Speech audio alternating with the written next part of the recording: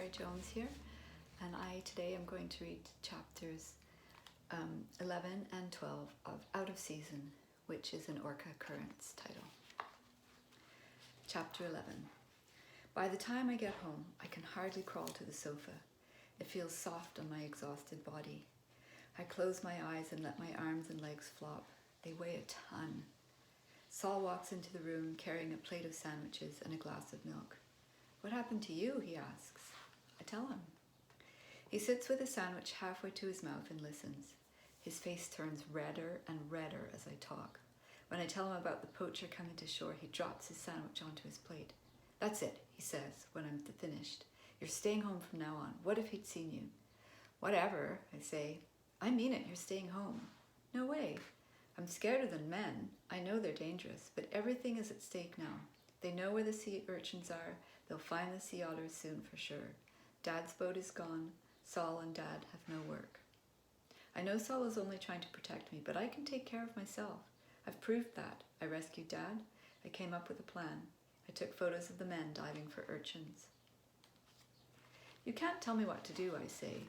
He leaps out of his chair, sending his sandwiches flying. He bends over me, points a finger in my face. "Don't you get it? These men are dangerous. They pushed Dad off his boat. They've stolen things. They're swamped kayakers. You almost got hurt, Maya," Saul says, sitting back down. "But I didn't. Not this time." We glare at each other. Saul looks away first, but he says, "What good did it do?" Then I smile. "I took photos." "Of the poachers?" I nod. Saul shakes his head. "Okay, Maya, you win, but I'll be watching you." "Deal. Actually, I never want to get close to those men again. Let's go upload these photos." Saul gathers his sandwiches from the floor and we go to the study. There are 3 blurry photos of a person in a diving hood holding up a bag and 3 of a man on a boat with a screen. I enlarge the photos, but that makes them go pixely. "They're not good enough, are they?" I ask. He crunches his sandwich into his mouth. "These could be taken anywhere and those guys could be anyone. You can't see what's in those bags." I take a slow breath. My limbs feel heavy again. I know, it's true. "There's one more," I say. I click on the last photo. Saul and I gasp. "I can't believe it," I say. I'm looking at the face of Mark, the Coast Guard. I'm sure that's him. My eyes burn and I think I might throw up. Saul swears and punches his hand onto the table. "No wonder they didn't come today. No wonder the Coast Guard can't catch them. How could he?" "I thought Mark and Dad were friends," I say. "So did I. So did Dad. We've been betrayed." I lean back and put my hands over my eyes. "That's it. If Mark's one of the poachers, there's nothing we can do." I slam the laptop shut, but Saul opens it. "Wait," he says. He sits and I leave him staring at the computer. We show Dad the photos when he comes home. His face drains to white. He shakes his head and sits heavily on the chair. "I have a plan," says Saul. Before Dad can answer, he adds, "You go to Mark and tell him you've given up. Tell him you want the insurance money for the boat and that's all. He'll believe you. Meanwhile, Maya and I will go back to the cove with a proper camera and take photos." "Not in your life," says Dad. He looks at us like we've lost our minds. "Mom and I are going to drive to the city to talk to the police. I'm not letting Mark get away with it." "What proof will you have?" Dad points to the photo, but Saul says, "That just shows Mark on a boat. There's nothing wrong with that. You need proof." I don't want to talk about it anymore. Mom and I are going to the police. When Dad's gone, Saul looks at me. "That's it, I guess." But I know it isn't. Saul's right. It will be Mark's word against Dad's, and Dad's just a fisherman. Why would the police believe him? Chapter 12. Everything's gone wrong. It's my fault the sea otters are in danger. I can't believe I've been this stupid. I know the poachers know where the sea urchins are, I say. It won't take long for them to notice the sea otters. "Yeah," says Saul quietly. "They'll capture them for sure." I wait for Saul to say they won't, but he doesn't. He looks at me with a frown, then shakes his head. "I don't know, maybe not." I can tell he doesn't believe himself. "If Gertrude and Oscar and Lily are captured, there'll be no more sea otters around here," I say. "I know." We stand at the window. Neither of us moves. "I can't bear it," I say. Saul puts his hand on my shoulder. "There has to be something we can do," I say. "Like what?" My body sags. I don't know. I lean my head against the window. "How long will the poachers be there?" I ask. Driving, you mean? Yeah, Saul thinks. In this, oops, sorry, that said diving. Diving, you mean? Yeah, Saul thinks. In this cold water with the tanks? I think they'll be gone by now. Are you sure, I ask? He nods. Positive. We should go and check on the sea otters, I say. I'm exhausted and the last thing I feel like doing is getting into my kayak, but I have to do it. I just do. He shakes his head. You're crazy, he says. My head spins. He's saying no. But you're right, he adds. I sigh in relief. We can pull up the headland and check to see if the poacher's boat is there first, I say. I'll go, says Saul suddenly.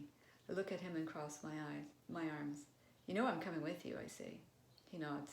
I had to try. We pull Saul's kayak out from under the house and the two of us head off in our boats. Mum and Dad have gone to the police, but I don't think that'll help. It's up to me and Saul. When we reach Rugged Point, we beach our kayaks and hike over the headland to take a look. The bay is empty, not a boat in sight. We get back into our kayaks. We paddle into Riley Bay and around the rocks and islands. Gertrude, Oscar, Lily, I call out. Gertrude, calls Saul. When I look at him funny, he shrugs and laughs. I can't see them, he says. Keep looking. Maybe they're sleeping. Let's split up. I'll paddle on the north side of the bay. You look on the south side. Saul nods and paddles away from me. I turn my kayak and head towards the closest islet. I'm worried. What if the poachers found them already? Cormorants drying their wings on the rock watch me circle around the islet. There are no sea otters here. I paddle across to the next rock and circle it. Still no sea otters. Gertrude, I call. Usually I find them easily, but not today. My throat tightens as I circle more rocks and islets and see no signs of sea otters. When I reach the far end of the bay, I paddle under the overhanging tree branches just in case. No sea otters here.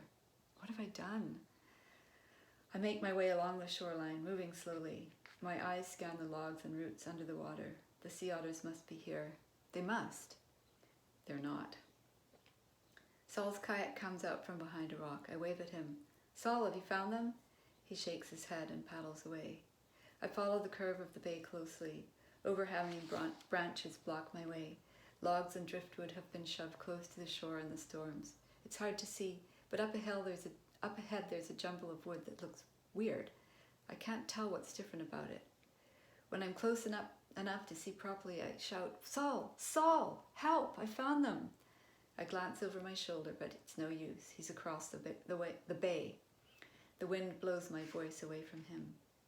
The 3 sea otters huddle together in a group. I angle my boat towards them.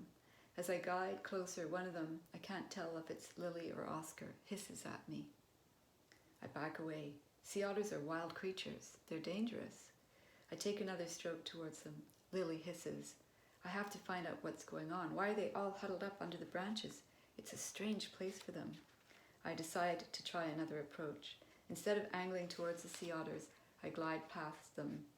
Once I've drifted 50 feet, I change my angle and paddle slowly towards them. They're watching me, but they're not hissing or growling. When I get 20 feet from the sea otters, I can see what the matter is. Gertrude is wound up in a harvest bag. My whole body shakes when Gertrude turns her teddy bear face and stares at me. Now I know the worst has really happened. The sea otters have been hurt by the poachers. Oh no, I groan. Gertrude, what's happened to you? I don't know what to do. Somehow I'm going to have to get Gertrude free from the mesh of the bag or she'll die. Her flippers are all cut up. She won't be able to swim or to eat. My mind whizzes in a million directions. I'm panicking like when I thought I'd lost Dad. I glance across the bay. I wave and shout again, Saul! Saul! But he doesn't see or hear me. I have to do something and I have to do it now. Then I hear the sound I've been dreading, a motor. It's a boat coming in. In seconds I see round the bay and they're heading right for me. It's the poachers. And that's the end of chapter 12.